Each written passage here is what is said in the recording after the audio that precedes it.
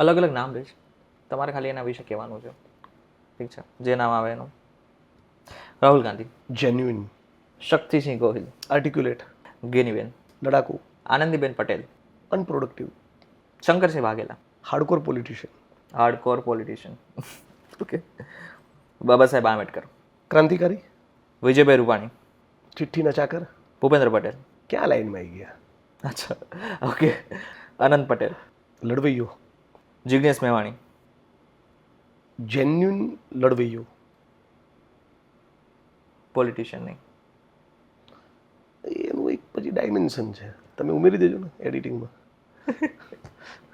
અચ્છા, તમે youth icon તરીકે બહાર આવેલા છો, વ્યક્તિ છો, ઠીક છે? અત્યારે ના માત્ર દલિત સમાજના લોકો પરંતુ બીજા યુવાનો પણ તમને સાંભળવા માંગે છે અને જોવે પણ છે, કારણ કે અગર ઇન્ટરનેટ આપણે સર્ચ બી કરીએ છીએ તો લાખોની સંખ્યામાં તમને સાંભળવાના લોકો છે.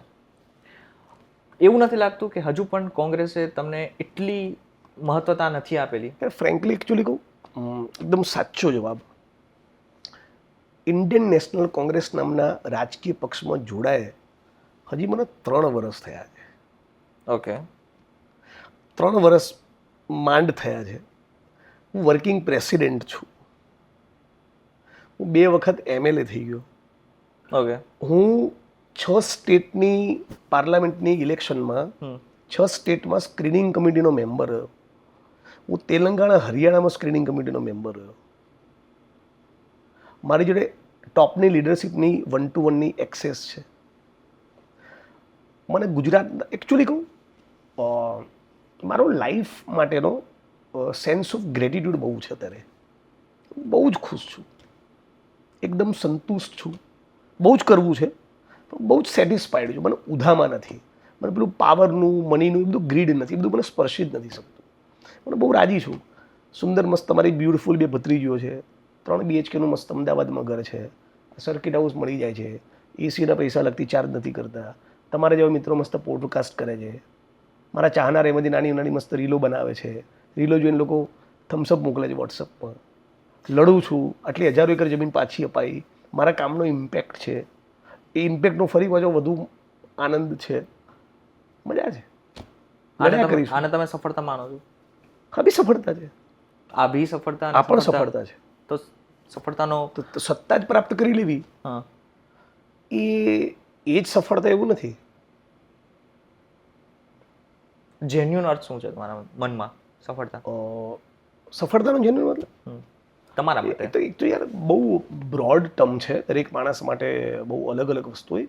સફળતા એટલે શું સફળ થઈ જવું એમ, મને કે એવું પેલું છે નહીં કામ. હું 332 મીટરે પહોંચ્યો છું, 800 મીટરે એચીવ કરવાના છે એવું કંઈક મનમાં એવું ડિઝાઇન નથી. હું જે કરી રહ્યો છું બહુ સરસ કરી રહ્યો છું. એના ગુણ્યા 4, એના ગુણ્યા 6, એના ગુણ્યા 8 કરવાની જરૂર છે. હા, બરાબર, એ ખરું, નહીં કરીશું. આમ જોવા જઈએ તો આપણે બધા જ અલગ અલગ ટર્મ્સ ઉપર સફળતાને જોતા હોઈએ છીએ, પણ એક એઝ અ પોલિટિશિયન સફળતા સત્તા પ્રાપ્ત કરી લેવી એ તમે એવું કહેવો? આપણા દેશમાં છે ને એકચ્યુઅલી સત્તા પ્રાપ્ત કરી લેવી એ એકમાત્ર સફળતા તો હોય જ ના શકે. પણ આપણા દેશમાં જેટલા માણસ એટલા પ્રશ્નો છે. આખી જિંદગી લડ કરીએ, મત કરીએ, પોલિસીસ બનાવીએ, સ્કીમ્સ બનાવીએ, પાવર અચીવ કરીએ, સંઘર્ષ કરીએ, તોય કેટલા લોકો સુધી પહોંચી શકીશું આ એક દરિયો છે. એટલે તમે કઈ વસ્તુને સફળતા માનો, રાઈટ? એટલે હું એક સેન્સ ઓફ ગ્રેટિટ્યૂડ ડેવલપ કર્યો છે અને આપણે બધામાં હોવો જોઈએ. કેમ કે હું જ્યારે એ જોઉં યાર, જે સિમેન્ટની થેલીને કપચીના ઢગલાની વચ્ચે જે બાળક ઉછરી રહ્યું છે, એવું તો જીવન આપણું નથી યાર. કેમિકલની ફેક્ટરીમાં, ઈંટોના ભઠ્ઠામાં જે મજૂરો છે 14 કલાક 16 કલાક કૂટાય છે, એના કરતાં તો આપણે બહુ પ્રિવિલેજ પરિસ્થિતિમાં છીએ, રાઈટ? એટલે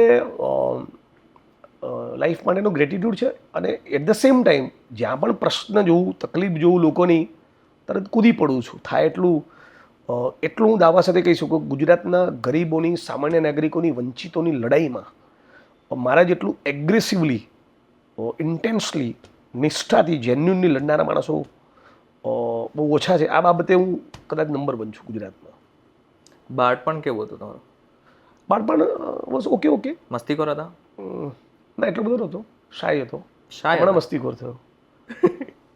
બાપાથી બહુ ફાટતી અને પપ્પા શું ક્રિકેટનો બહુ કરતા? રસ હતો. પપ્પા શું કરતા? પપ્પાએ બધા જાતના નાના મોટા બધા કામ કર્યા without being greatly successful anything. Mummy BSNLમાં હતા, પપ્પા થોડા ટાઈમ મ્યુનિસિપલ કોર્પોરેશનમાં બી રહ્યા. નાનપણની મેમરીઝમાં કંઈ ખાસ એવું છે નહીં, ક્રિકેટના કીડા સિવાય. ક્રિકેટનો બહુ ક્રિકેટ રમવાનો શોખ બી ખરો, પ્લાસ્ટિકની દડી પર, થોડું ઘણું ટેનિસ પર, પણ જોવાનો ભયંકર. મને હજી યાદ છે 91-91ની સચિનની બેટિંગો થોડાની ગ્લિમ્સીસ હજી મારા સ્મૃતિપટ પર ખરી. તો ત્યારથી ક્રિકેટ જોવું. મને હજી યાદ છે 11 સાયન્સમાં અસારવાની સ્વસ્તિક વિદ્યાલયની છેલ્લેથી બીજી બેન્ચમાં સથવારા સાહેબના ફિઝિક્સના ક્લાસમાં શ્રીનાથે આફ્રિકા સામે 88 બનાવ્યા એની રેડિયો કોમેન્ટ્રી મેં પોણો કલાક સાંભળી હતી. શું વાત એટલે કરે? શ્રીનાથની બી બેટિંગ સાંભળવાનો રસ હતો. અને 12 સાયન્સના બહુ જ બધા ક્લાસીસ પહેલી વખત ફેલ થયા પછી ને બીજી વખત ફેલ થયા પછી પણ 12 સાયન્સમાં ઝિમ્બાબ્વેની સામેની બી ટેસ્ટ મેચ હું ગલ્લે ચાલતી હોય અને બહુ ખરાબ ઝરઝર્યા પડતા હોય અને સાવ 18% જેવું દેખાતું હોય તોય 2 કલાક ઊભો રહું, એટલો બધો હતો. હમણાં IPL અને ક્રિકેટનું આટલું બધું બાજારૂકરણ થયા પછી અને ખાસ કરીને સહેવાગ અને સચિનના રિટાયરમેન્ટ પછી હમણાં રસ જતો રહ્યો. થોડું લાઈફનો ટર્ન બી જરા જુદો થયો. અત્યારે કોઈ નથી? બાકી આજે બી હું મેચ જોઉં, પણ સૂતા પહેલાં કે ફ્રી હોઉં કે ટ્રાવેલિંગ કરતો ગાડીમાં તો બધી તેંડુલકરની જૂની બધી ઇનિંગ્સ જ જોજો કરું. સહેવાગની, તેંડુલકરની, પોન્ટિંગની, લારાની. એટલે એ જે 2005-8 બહુ બહુ તો 10 સુધીનું જે ક્રિકેટ હતું, 90sથી લઈને 2010 સુધીનું, એ જ હું વધારે એન્જોય કરું છું. તો અત્યારે કોઈ નથી ગમતું એઝ અ ક્રિકેટર? અને ગમે, કોહલી બી સરસ છે, સ્મિથ બી એની પોતાની સ્ટાઇલ ટેકનિક છે, રોહિત શર્મા ગમે, બુમરાહ, બધી વસ્તુ અલગ. ધોની ઓફકોર્સ, ધોની કે સચિન? સચિન યાર, ઓફકોર્સ, કોઈ સવાલ નથી. સહેવાગ કે સચિન? સચિન. વિરાટ કે સચિન? સચિન. યુવરાજ કે સચિન? સચિન, કોઈ સવાલ જ નથી. અચ્છા, એક પ્રશ્ન એ પૂછી લઈશ તમને, થોડો મતલબ રિલેટિવ નથી લાગતો છતાં બી, કારણ કે આપણે જ્યારે નાના હોય છે ત્યારે આપણે પોલિટિશિયનની અને પોલિટિક્સની એટલી બધી નથી ખબર પડતી, પરંતુ તમે જ્યારે નાના હતા ત્યારે તમારી કોઈ એવી મેમરી છે એ સમયની રાજનીતિની કે એ સમયની રાજકારણની કે જે તમને યાદ હોય? એ સમયે જ્યારે હું નાનો હતો ત્યારે મને યાદ છે કે કોંગ્રેસ હોય કે ભાજપ, બહુ બધી નાની નાની સભાઓ કરતા, મોટા મોટા નેતાઓ આવતા. હા, એવું પ્રબોધબી રાવળને એકાદ વખત કોઈક પબ્લિક મિટિંગમાં જોયેલા, રાજેશ ખન્નાને જોયા હતા. અમારા વતનના ગામની આજુબાજુ ક્યાંક રાજીવ ગાંધી નીકળ્યા હતા, એની લોકો જેમને જોયા ત્યાં વાતો કરતા હોય. એ મારા પપ્પા કદાચ કોઈક એવી રેલીમાં ગયા હોય. 14મી એપ્રિલ આંબેડકર જયંતિની ઉજવણી સોસાયટીમાં થતી હોય, એમાં કંઈક નોટબુક જેવું ઇનામ મળ્યું હોય, એવું બધું. જેમ ગાંધી પરિવારમાંથી તમને કોણ ગમે છે સૌથી વધારે? રાહુલજી. પ્રિયંકા ગાંધી? એટલે એમની સાથે ઇન્ટરેક્શન નથી મારું, રાહુલજી સાથેનું છે. અચ્છા. સોનિયા ગાંધીને મળેલા? અલપ જલપ. એમણે યુપીની ગવર્મેન્ટ વખતે બધી જે પ્રોપર પોલિસીસ કરી એ મને ગમે. મનરેગાથી લઈને right to food, right to education ને બધી. એઝ અ પર્સન તરીકે ભાજપમાંથી કોઈ એવું ગમતો ચહેરો? રીઝન આપવું પડશે તમારે. અત્યારે તો યાર મારે એકચ્યુઅલી ભારતીય જનતા પાર્ટીના નેતાઓ આગેવાનો સાથે એવો બહુ ટચ નથી.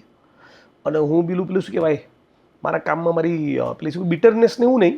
બહુ એસેમ્બલી ચાલુ હોય ત્યારે ગેલેરીમાં કે બ્રેકમાં કે એસેમ્બલીની શરૂઆતમાં મળે બધાને બહુ પ્રેમથી મળતો હોઉં. નો બિટરનેસ, એવી કડવાશ નહીં. બોલું એટલે કચકચાઈને જ બોલું, છોતરા જ કાઢી નાખું. આઈડિયોલોજીકલી વેરી સ્ટ્રોંગ આઈ એમ. એ બધી પોઝિશન્સ લઉં, પણ વ્યક્તિગત કશું મનમાં કડવાશ બિલકુલ ના આવે. ધારો કે CM છે ગુજરાતના, તો એ સત્તાના સર્વોચ્ચ સ્થાન ઉપર ગુજરાતમાં બેઠો એટલે જે કહેવાનું એ કહેવાનું જોઈએ. પણ હું ઓન ધ રેકોર્ડ કહું છું, બહુ પ્રમાણમાં ખાસ્સા રુજુ પ્રકૃતિના માણસ છે અને ખાસ્સા નિખાલસ અને બહુ રિઝનેબલ માણસ.